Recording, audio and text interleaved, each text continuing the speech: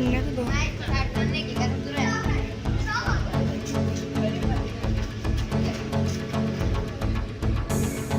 Hello friends, हम बाहर आए हुए थे। हमने कहा फ्रेंड्स को चलो पाएगा थोड़ा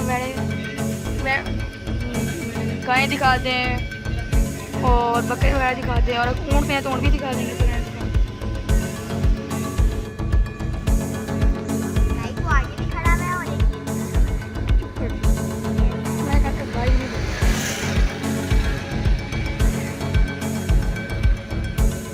ये ब्राउन और ये ब्लैक।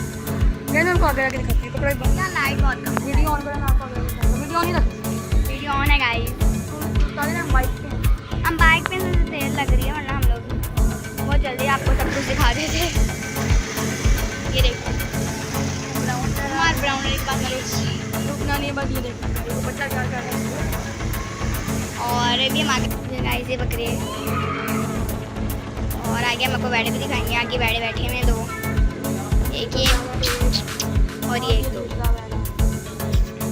गाइस खड़ा हुआ है। मुझे सपोर्टेड दिखते हैं से मारे ना गाइस। देखिए कितनी वीडियो कितने बैठे हैं। ओ ये एक छोटा सा बैठा है, पिछड़ा बछड़ा बछड़ा इतना मुश्किल बैठ है। देखें देखिए दो बैठे खड़े हैं। ये देखें गाइस दो बैठे हो रहे हैं और अब हम आगे जाने लगे हैं। रुक जा, कम से कम वीडियो तो है ना।